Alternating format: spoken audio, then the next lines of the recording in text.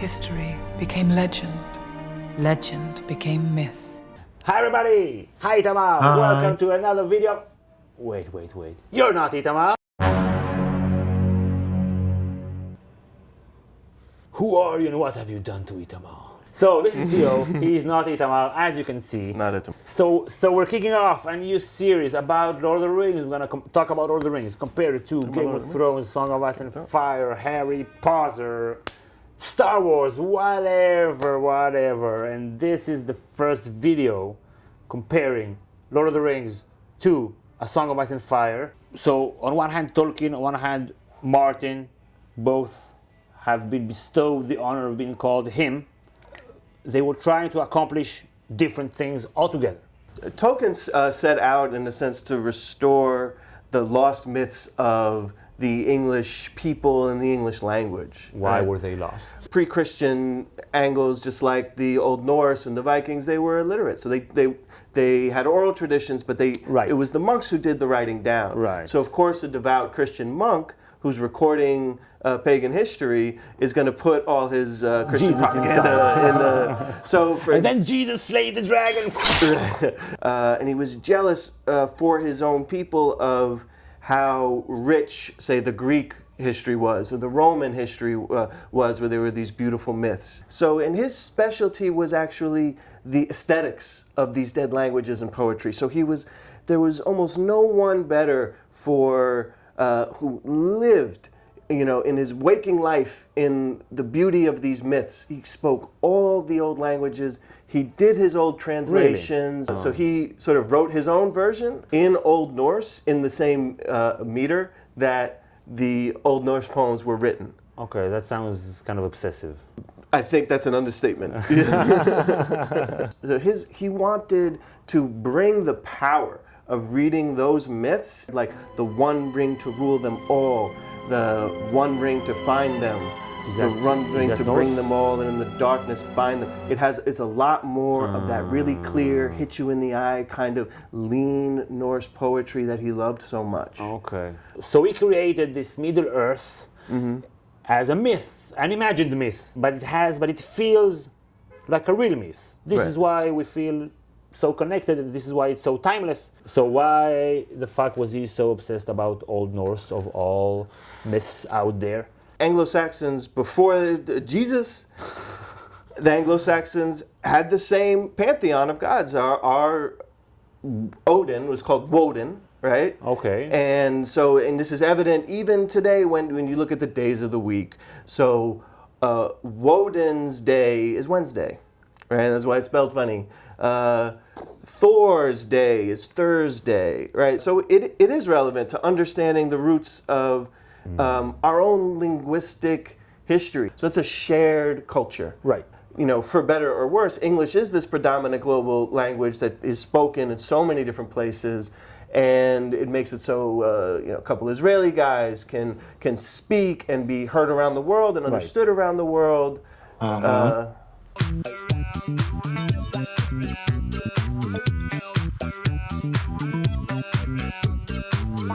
His initial creativity was channeled into creating his own language. And he realized that language and myth are so inseparable. Like Elven and... the various Elven tongues, dialects. And whatever Native American name is, or every name says so much about where you grew up. Right. And says about the culture and stuff. So he thought basically that I can't just invent names that don't mean anything. Exactly. Because he felt that way. He felt so strongly about the language, he didn't want to be a fraud. That's right. So like Goldberg would be, someone, I don't know, who's came from a mountain that found gold and was probably Jewish. I don't know. You can't make that joke. I can't. I'm half Jewish. For example, Minas Tirith, right? Right. Minas Tirith means the Tower of Guard, right? Because they stand. So it's even those names are not arbitrary. Every one of them is derived from the dialects of language. Even though we don't know as readers, he cares about it. Right, and that's part of why there's a consistency that is an essence that we feel. Right. We can't identify it, but there's some sense of cohesion about Tolkien that has never been duplicated. Tolkien made these languages, created this myth around it, even before The Hobbit and Lord of the Rings, and he did it for the love. And it shines through. And it shines through. He created an industry, like all the fantasy genre, all the stories and movies about elves and dwarves and magicians. The way that it is the world, it's his world. You know, now when we enter a series like A Song of Ice and Fire, we expect this lore to be there.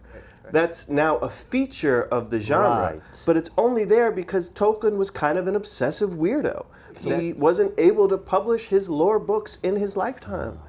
But they are getting published now. They because now there's there's an audience for it. There's a kind of fandom. There's a particular type of reader that just eats this shit up, like me. Right. So what Martin did, he took all this world that Tolkien has created, and he transported it into mentally, emotionally, into the 21st century, and put real politics in it, real history in it, and real politics and real history is unromantic, it's relentless, it's violent, it's cruel, it's sexy, and it's very complex. In Lord of the Rings, you have one history. When someone who knows the history tells the history, he tells you this is a story, no one will come and say, no, Beren and Luthien, come on, it's not the way it went down, you got it all wrong, because Beren is the one who wrote the history, so that's why it's this way. No. In A Song of Ice and Fire, like the lore of Rhaegar starts out one thing, and across the series of the story, it changes into a totally different thing. Right. And it reads like historical fiction. And for every claim, there's a different spin. There's a different narrative, right? That is just as true as the other one. Sure. Well, whoever wins gets to dictate whether it's true or not, right? Right. And we don't see any of that in, of course, Tolkien's world. Right. In Tolkien's world, Aragorn's claim is never really questioned in any kind of way. Even though it could very easily be challenged. It could have been challenged for hundreds of years. Hey, where were you, motherfucker? We're here. Dude. And imagine if there were a people that went to this land and they would say, you should move because we were here 2,000 years ago. It's crazy. People would tell them, what the fuck, go away. That would be weird. That would be weird. So anyway, and I think it has like two layers of fantasy, because historical fiction is real events, real history, either fictional characters or real characters that are fictionalized. Right? But he created a fantasy history, a different history that has never existed, but reads just like real history. And he added, of course, dragons and monsters and magicians, and made it all feel organic in this historical world. So it's like experiencing history, fresh, incredible, super entertaining history that takes everything that is good in real history and just makes it even better. That just cranks it up to 1,000. Yeah, and it's one of the joys of reading a medieval story where you don't know what's going to happen is none of our medieval stories are mysteries, right? That take place in history. Right. But I highly recommend reading a historical fiction and don't Wikipedia the real history, and maybe there's still a sense of twist to it. Right, but you still know where the world is going. Here you don't know where the world is going. Magic, or will it live, will it die? Like a world with the dragons and with magic is really different than a world without. So it's super dramatic. Can you feel the tension? I've been really trying, baby. Now you weren't feeling a sexual tension. So this sense of competing narratives where we have, actual different narrators, right? As opposed to Lord of the Rings is essentially written by Bilbo, who was Aragorn's buddy, so it's not too surprising that Aragorn comes off kind of good. George Martin famously was like, he lived long and well. What's his tax policy? Whatever. He ruled well. Policy? But yeah, well, I'm sure the orcs have a much different story about Aragorn. And we live in a very cynical and skeptical age. If we would read a story about a great politician, a great leader that thinks about the people, so we're like, that's not real. But if we would watch The Wire, then we would say, oh, that feels true. So this is what makes A Song of Ice and Fire and Game of Thrones really relevant today.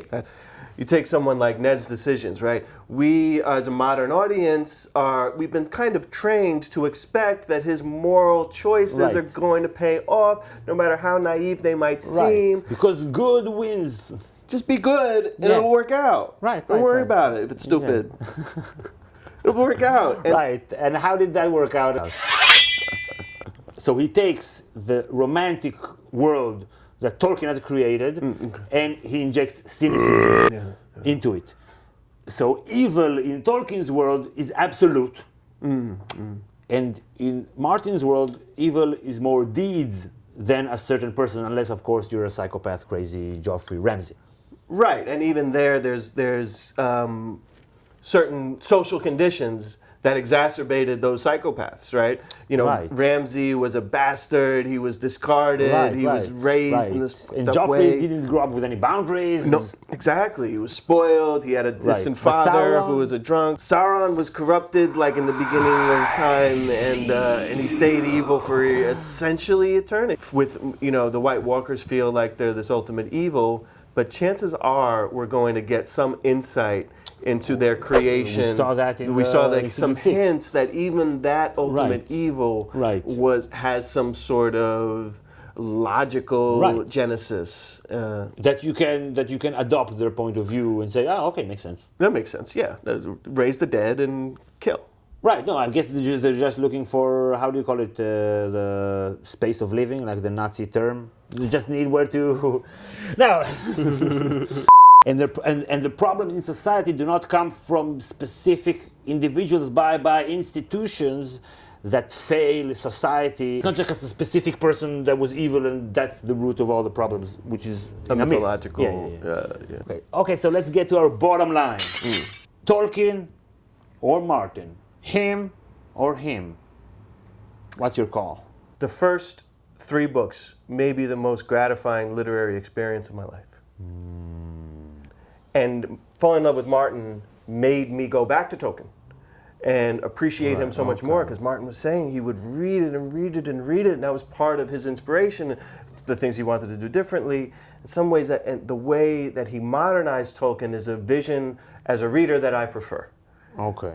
However, I have to probably give the edge to Tolkien because he finished his book. And I can't give Martin this award until I see the completion of his vision. Tolkien's devotion to this work is essentially unparalleled. I mean, like Martin, sometimes you feel like as if you're working in a factory or something. Like it's very hard, it's toil, it's work. Yeah, right. And I totally understand that sometimes it flows and sometimes it doesn't. But Tolkien was a monster. The way he would go and bang out these incredible stories. We're only appreciating this years and years after his death. Right. So we have to wait to see if A Song of Ice and Fire is timeless. Yeah. I would guess that it is, and I would give the edge for me to Martin. First of all, because politics and history are basically my 2 favorite topics. So personally, I'm just like way more attracted to that. Tolkien, on the other hand, I think he's a better writer. Like his prose is beautiful, stunning. The books that I read the fastest ever in English were Martin's books. I just couldn't put them down, and it's not because they were easy reads. I'm looking at you, Fist for Crows. But they're just so compelling, and it's so smart politically. I'm just giving him his props. Okay, so what's your call? Who do you prefer, Tolkien or Martin or Tolkien? Mention in the comments and click like if you enjoyed the video, and subscribe to get all our series of videos. We try to post 1 or 2 per month until season 7. We have loads of great content, and we want to thank our patrons, those that are here, named here, and those that are not. And we'll see you all next time. Thanks for watching. Bye. Bye bye.